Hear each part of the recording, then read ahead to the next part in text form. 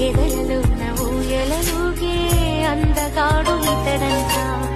ఎదకు లోతు ఎంతో చూసి వన్నె కాడు ఎవరంట. అయినా నే